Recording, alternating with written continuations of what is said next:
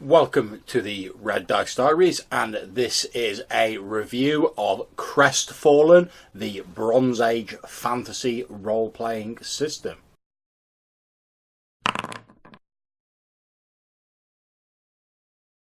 As I say, this is a review of Crestfallen, which is a Bronze Age fantasy role-playing game using the Fate system.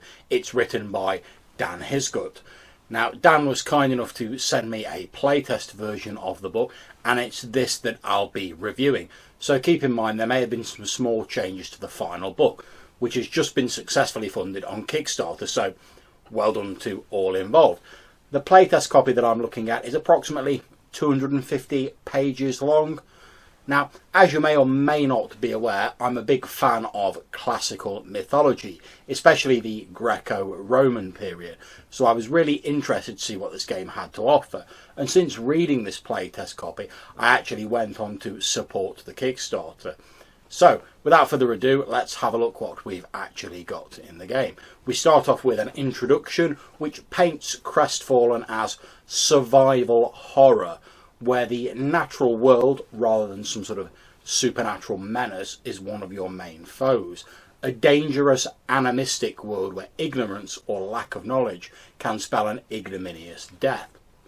The players are heroes who, by virtue of their heroic destinies, hold the power to shape their world. This is very in character with Fate, a game that stresses very competent heroes. But I'm interested to see how it meshes with survival horror, since that typically, although not always, involves ill-equipped characters who are well out of their depth in whatever situation faces them. One thing I did like in the intro is that, despite there being an almost limitless variety of characters you could play, the book says that anything appropriate to 1000 BC on our world would be fine, the author offers a number of archetypes to get people started, and these are ritualist, politician, vagabond, death dealer, wanderer, seducer, artisan, scholar, quester and protector. And this is a great thing to see, since one of the criticisms I've often heard levelled at Fate is that the sheer amount of choice available at character generation can be bewildering, and that it is often difficult to know where to start. So anything that helps jumpstart ideas for characters has to be a good thing, in my opinion. We move on to a chapter called In the Beginning, and it covers the creation mythos of the world and starts with a lexicon of common terms. I'm a big fan of these in games, especially when a game moves away from the standard stereotypes that everyone is familiar with. It's great to be more original, don't get me wrong, but not at the cost of confusing players and GMs with unexplained terms. So I was really glad to see the inclusion of the lexicon. In this chapter, we learn the Earth Mother created a husband who gave her a child before she devoured him. The Earth Goddess then mated with her child, Anki, and in turn gave birth to the Stone Gods, who cared for Anki, who was the world. Later, a second mating produced the Iron Gods, creatures that were more powerful but less like Anki, inheriting their mother's selfish nature. At first she was pleased, but eventually realised that the Iron Gods were too selfish to love their own mother. The Earth Mother, in her anger, tore Anki in two, creating the mortal and spirit worlds, pushing the Iron Gods into the mortal world so that one day they would die. However, this also gave them the ability to procreate themselves. The chapter goes on in a similar vein, detailing the creation of the world and the various races on it. The explanations are well written without being overly lengthy. The best thing for me is that they genuinely do feel like authentic mythology. The cycle of death and birth is a very powerful one in many cultures, as it is in Crestfallen. The main continents of the mortal world, Karun, are then described in brief detail, from the corrupt island empire of Turani, the civilized continent of Tandaor, to the monster-haunted shadows of the Darklands. The next chapter is called Gods and Religions, and it deals with the many and various deities worshipped by the people of Karun and what form their worship takes. The main pantheon are known as harvest gods because they grew from the fruit of the world tree, nurtured by the love of the people of bronze, before the jealous iron gods found the tree and destroyed it. However, the harvest gods escaped. There are also other minor gods believed to be leaves from the world tree that somehow survived its destruction. The creation mythos of the gods is very interesting. The focus on harvest, produce and fruiting being very appropriate for a world where people are reliant on regular rains and seasons to mean the difference between prosperity or gnawing hunger and death. Anyone who knows about ancient real-world societies will find a lot of writing in this chapter rings true. It doesn't go into such levels of detail to scare off the less familiar person, but rather provides a base on which the GM can elaborate if they wish. This balancing act is done really well, and I feel it's a testament to the skill of the people involved in creating the project. The seasons, along with their major characteristics and festivals, all feature a one-page write-up. This will be very useful during play, since you can swiftly flick to the appropriate page for the time of year your game takes place in, and you have all of the seasonal information you need at a glance, whether it be the plants and animals commonly encountered or what activities communities typically undertake during that season. It's all right there at your fingertips. Appropriately, the gods are divided into seasonal pantheons. A chart is provided listing these and the concerns or portfolios of each god, and this follows on with a more detailed write-up of each god. These are well written and cover more the flavour of each god rather than specific rules, although I do like that each section begins with a paragraph written as though the god were describing themselves. Throughout the chapter are numerous box outs detailing more how ritualists, the spellcasters, the magic users, the shaman of the setting are trained and conduct their duties. Some details on the stone gods are also provided, since although they are now imprisoned outside the world, they are occasionally worshipped, although there are far less details given for each god. But to be honest, given the rarity of their cults, I don't think this is necessarily a major omission. The next chapter is called Ravana, and it details the major continent, which seems to be the default setting of Crestfallen, a continent where the insane iron goddess Anwin was imprisoned long ago by the Birth Mother in a great glacier known simply as the Ice. However, now that the ice has begun to melt, Anwin's influence has begun to grow over the land. Ravana is occupied by native species, however, humans are something of a minority, most of the humans inhabiting this area being descendants of slaves that fled to the island a short time ago. This interesting spin on things gives the impression of human pioneers struggling to survive against a hostile landscape, and I found that quite interesting. I found this chapter really great to read. There are plenty of potential plot hooks strewn throughout the chapter that any GM worth their salt could craft adventures or even entire campaigns based on. And yet there is still enough blank space that a GM could happily add in their own little bits without worrying about tripping over published material. We then move on to character creation, and we begin with a brief explanation of terminology such as GM and player characters before jumping straight into the heart of Fate character creation. Most of this will be familiar to anyone who has played Fate before, and largely consists of defining PCs through aspects, skills and stunts. Aspects are story tags that the players can use to gain bonuses, and that can also be used to create complications and enrich the plot. If you want to know more about aspects, I've done a video on that subject which you can see by clicking there. In addition to the normal aspects that individual characters have, in Crestfallen there are also two group aspects, Calamity and Group respectively. A Calamity aspect is a current event that is causing particular issues for the player characters, such as a particularly bad winter for instance, or perhaps a spirit infestation. Whereas the group aspect is a shared goal that the PCs pursue, like claiming a throne or founding their own nation. Races are also represented by aspects in Crestfallen, with each race having its own special ability, accessible only to those who have the appropriate aspect. I think this is an adequate way of representing different races, although to make best use of these aspects, each person would need to be familiar with the background of their own race, and preferably those of the other PCs as well. The skill list is pretty much the standard Fate core skill list, with a few additions such as Rituals and Wilderness.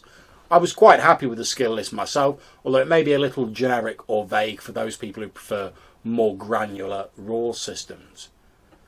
The next 4 chapters are titled Aspects and Fate, Skills, Stunts and Playing the Game, and these chapters do a good job of covering the Fate rules. There's nothing surprising in them, although there is some excellent general advice for Fate games at the start of the Playing the Game chapter, but they are clear and well written, containing all the rules you need to run a Fate game. Oddly enough, the next chapter is entitled Running the Game, and this is the GMing chapter of Crestfallen. It opens by trying to push the intended feel of the setting, one of danger and ever-present peril, to the fore, really stamping onto the reader's mind what the world of Crestfallen is all about. Wearing its heart on its sleeve, Crestfallen admits that it is not a game of tactical realism, but one of mythic fantasy, where manipulative harvest gods scheme over a changing world of strange races and supernatural creatures. The chapter offers some excellent GMing advice, such as always starting scenes with a bang and wrapping up as much as possible by the end, just to give one example. That is no doubt very useful for Crestfallen GMs, but this advice would also be useful for GMs running other Fate or mythic fantasy games. The next chapter is titled Time and Size, and it discusses the various different timescales that are often used in RPGs, from scenes to scenarios up to campaigns. And this is very important for a game that places so much emphasis on the passing of seasons and a world that is always moving and changing. The chapter also provides some interesting rules for creating timed deadlines without having to delve into the minutiae of time tracking. I'm sure these will be very useful, and they remind me a little bit of the excellent mechanics from the Fate science fiction game Diaspora. Size in the game is represented by an aspect, with each level of size difference providing bonuses and penalties to those involved in the scene. This seems very workable and allows the PCs to battle huge lumbering behemoths that are easier to hit due to their size, but that can soak more damage, and it does it without adding a slew of unnecessary new rules. There are also a few size-related stunts provided at the end of the chapter, allowing people to portray experienced giant killers, or for the GM to represent creatures with huge reaches and far gazes. We then move on to Wilderness, where travel and the wilds are the main points of discussion, with a specific journey mechanic being laid out to handle it. Effectively, this works by the GM creating a series of terrain or hazard challenges for the PCs to overcome, some examples of which are provided, that the group as a whole works to overcome. In essence, the characters become a single entity, using the best skills of the collective to represent the most able people being allocated particular jobs on the journey. However, if the group takes a consequence during their journey, then all group members take the same level of consequence once the journey ends. This makes journeys very perilous, which is entirely appropriate for the world as portrayed in the rest of the book. The chapter rounds off with an interesting section on poisons and diseases, along with a nice summary table of natural poisons such as jellyfish, snake venom, etc., and antidote, bugloss, agrimony, bergamot, etc. As someone who enjoys spending time in the wild, I found this very interesting. It's only a little taster, but it provides enough information that any eager GM with internet access could easily look up more specifics should they require it. The next chapter is titled Civilization. Now, as with the real world, agriculture has a huge effect on the world of Crestfallen, and this chapter covers life in cities and settled areas. Along with both the benefits and disadvantages of such a lifestyle, people enjoy increased security and the various fruits and luxuries that civilization has to offer. But at the same time, it distances them from the ways of their forebears. Cities can be effectively built as characters in Crestfallen, having aspects and skills defining how that community operates. This idea of different parts of a game being generated as characters is known as the Fate Fractal or the Bronze Rule, and can be a great time saver for a GM, in addition to providing some useful role-playing guidelines. A system is provided for settlements interacting with each other. However, it's been left deliberately vague to allow for individual GMs and players to interpret it in their own fashion.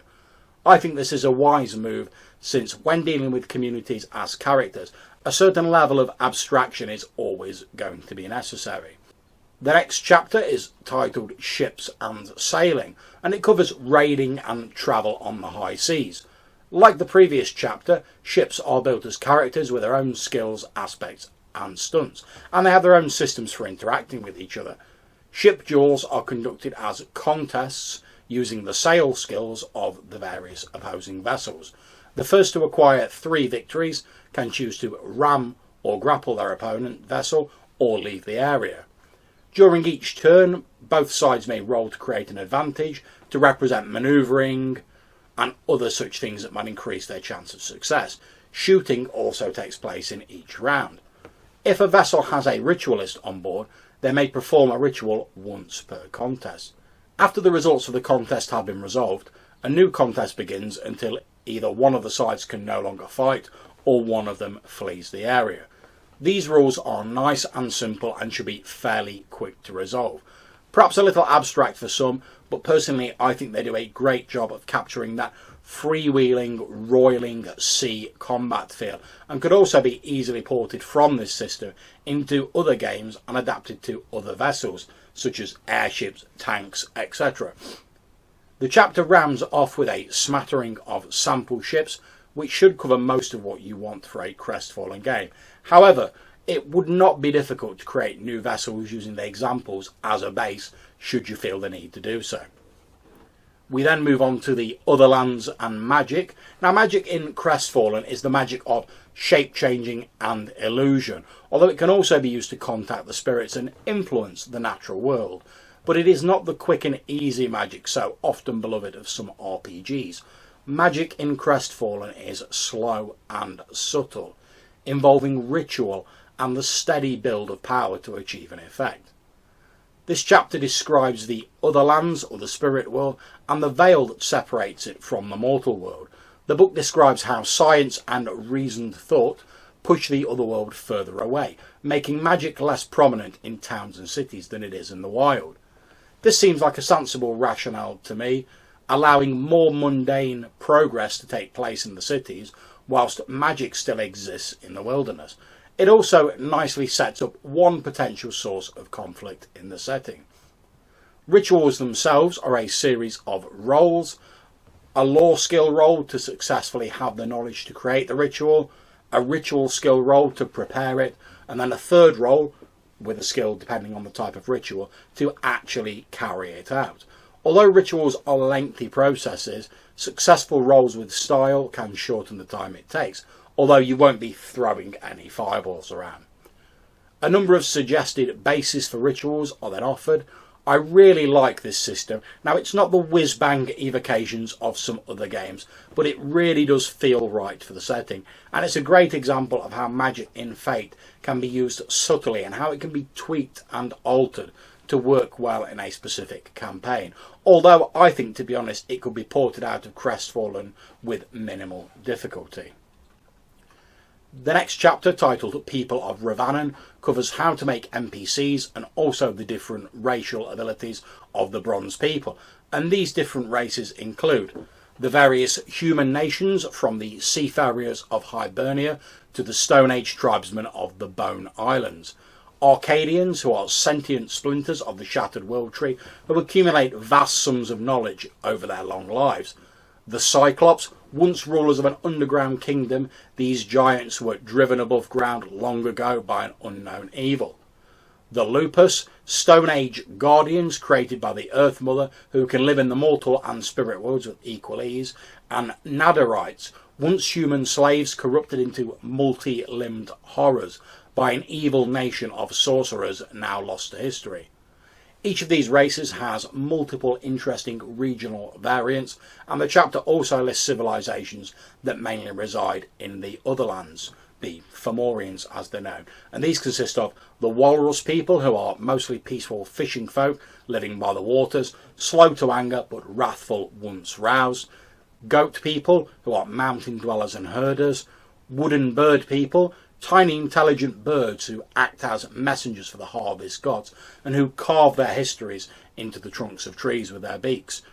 Jackal people, scavengers and opportunists who are known to be powerful sorcerers. And sirens, the most civilized of the Fomorian spirit people. They are blessed with mesmerizing beauty and grace. The chapter then provides some sample animals and other creatures for a GM to use in their game. And the next chapter, titled Example Characters, provides a number of sample characters showing what can be done with the systems provided, and then rounds off with a nice, clear, functional character sheet and a list of different sources of inspiration that the authors used to help create the book. So, what's my conclusion based on having read Crestfallen? Well, as I said at the start, after reading the playtest copy that Dan was kind enough to send me, I backed the Kickstarter pretty quickly, which should tell you something about how much I enjoyed the game. But wait, I hear you say, do I need another fantasy RPG? Well, if you're looking for a mythic style game that plays with some common fantasy tropes, has a fantastic selection of races, and really captures the essence of Bronze Age mythology, then in my opinion, yes, you certainly do. Now keep in mind that I'm reading a playtest copy here without final artwork, but it doesn't really matter too much. The world comes alive through the writing in the book, a world that feels different from the traditional Tolkien-esque or D&D fantasy settings, but because it takes a great draft of inspiration from the well of real-world mythology, it's not so alien that it would take vast amounts of preparatory reading to become comfortable with the setting. If you do want to read into it a little further, then the book has you covered, and the list of inspiration sources can provide further reading depending on how deeply you want to get into it. If you just want to pick up the book itself and run with what's in there, then you will still get a deep, textured and nuanced fantasy world that has a very interesting creation mythos and is fair crammed to bursting with ideas for potential conflicts and plot. The Kickstarter has been funded now. Again, my congratulations to everyone involved in that. So it's too late to jump on that. However, given the quality of this book, and that's even without finished art, etc., I have no doubt that it will be released, at least in PDF, if not in print, after the Kickstarter copies have been sent out. If you've already backed the Kickstarter, then you're in for a treat. If not, then I would urge you to be patient and consider investing in a copy of this book once it is available on general release. And I'll put any links I can find to that down below. In conclusion, I would describe Crestfallen as being near the upper end of my top 5 Fate settings. It really captures the essence of a Bronze Age world, whilst neatly folding in fantastic and supernatural elements. The book also has several subsystems, naval combat and ritualism, to name 2, that are well worth a look, even if you do not want to run the setting as it is, but you want to plunder it for goodies for another Fate game. I highly recommend it, and I can't wait to get my grubby mitts on the finished product. So I hope if you've enjoyed this video, you consider clicking on the red dice up there to subscribe to my channel. If you like the video, give it a thumbs up. If you didn't like it, give it a thumbs down. If you have any comments, please put them in the box down below. Or as always, hit me up in the Google Plus links. I really love reading what you write. Until I see you next time, take care and happy gaming wherever you are in the world.